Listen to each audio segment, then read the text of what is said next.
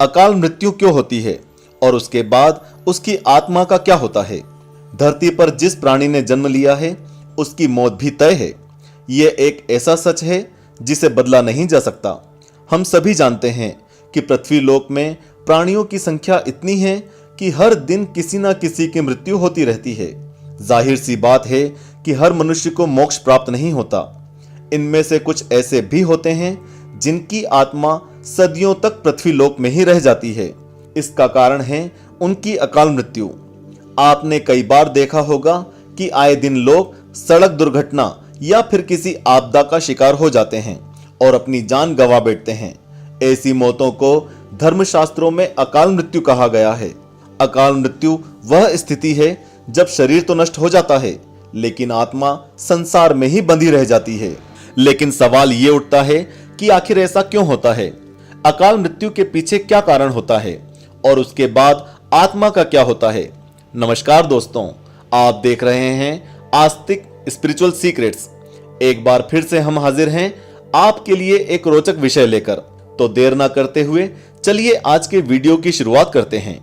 दर्शकों, साधारण मृत्यु के बारे में तो हम सभी जानते हैं और समझते हैं, लेकिन अकाल मृत्यु का विषय ऐसा है जिसके बारे में कई बातें कही जाती हैं। गरुड़ पुराण के सिंहावलोकन अध्याय में लिखा गया है कि अगर कोई प्राणी भूख से तड़प कर मर जाता है या किसी हिंसक जानवर द्वारा उसकी मृत्यु हो जाती है या फिर जहरीला पदार्थ सेवन करने से या फिर पानी में डूबने से अगर किसी मनुष्य की मौत हो जाती है तो ऐसे मनुष्य को अकाल मृत्यु की श्रेणी में रखा जाता है। दोस्तों, अकाल मृत्यु किसी भी कारण से हो सकती है, फिर चाहे वह किसी रोग के कारण हो या दुर्घटना के कारण। ऐसे में मनुष्य अक्सर यही सोचता है कि काश ये उनके साथ नहीं हुआ होता तो शायद उनकी मृत्यु नहीं होती। गरुड़ पुराण में विष्णु जी के वाहन गरुड़ राज ने श्री हरि से यह प्रश्न पूछा था कि जब वेदों में मनुष्य की उम्र 100 साल निश्चित की गई है तो उनकी अकाल मृत्यु क्यों हो जाती है। इस सवाल के उत्तर में श्री हरि तर्क देते हैं कि यह सच है कि वेदों में मनुष्य की उम्र 100 साल निर्धारित की गई है, परंतु इसमें दुष्कर्म को नहीं मिलाया गया है। यानी हर इंसान की मृत्यु तभी होती है जब उसके पास धर्म कार्यों के लिए शक्ति नहीं होती है या फिर उसका शरीर उसे धर्म कार्य करने की इजाजत नहीं देता। इसके अलावा जब कोई इंसान अपनी इच्छा से धर्म कार्यों को त्याग देता है तो पृथ्वी पर उसके जीवन की अवधि कम होती जाती है। देखा जाए तो हर इंसान का कर्म उसका धर्म होता है। ऐसे में इंसान की मृत्यु तब होती है जब उसके पास अपने इन कर्मों को निभाने की शक्ति या इच्छा नहीं होती। इंसान की उम्र भले ही 100 साल हो, लेकिन अपने कर्मों के जरिए वह अपनी उम्र को खुद ही नष्ट करता चला जाता है। वेदों का ज्ञान न होने से मनुष्य जान ही नहीं पाता कि वह कब कुकर्म करता जाता है। अब बात आती है कि अकाल मृत्यु के बाद आत्मा का क्या होता है। गरुड़ पुराण में आगे विष्णु जी ये भी कहते हैं कि मनुष्य के जीवन के 7 चक्र निश्चित हैं।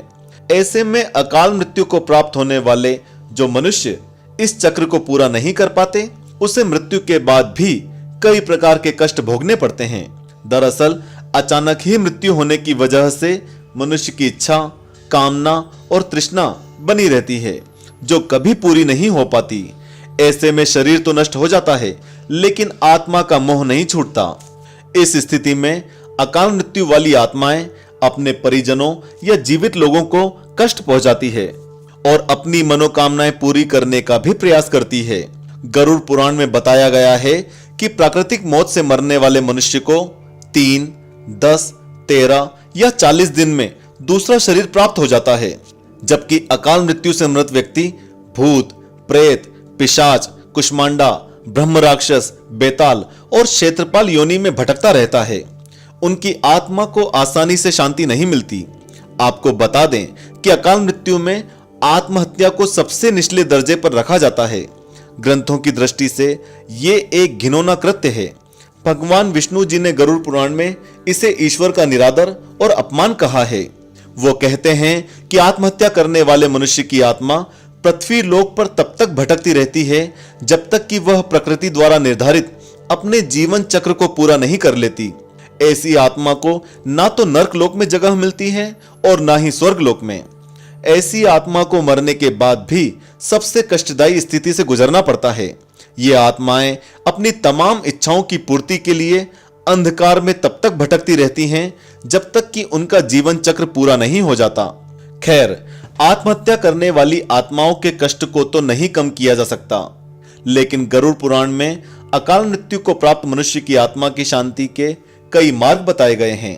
भगवान विष्णु बताते हैं कि ऐसे मनुष्य के परिजनों को नदी या तालाब में तर्पण करना चाहिए। साथ ही मृत आत्मा की इच्छा की पूर्ति के लिए पिंडदान और दान पुण्य जैसे सत्कर्म करने चाहिए, ताकि उनकी आत्मा को जल्द ही मुक्ति मिल सके। ये सत्कर्म कम से कम 3 से 4 वर्षों तक करना चाहिए, तब जाकर कहीं अकाल मृत आत्मा को मुक्ति मिल पाती है और उनके नए जीवन की शुरुआत होती है। तो दोस्तों, आज का ये विषय यहीं पर समाप्त होता है। ये वीडियो अच्छा लगा हो तो इसे लाइक करें, चैनल को भी सब्सक्राइब करें और भविष्य में ऐसे वीडियो को देखने के लिए हमसे जुड़े रहें। ओम नमः शिवाय।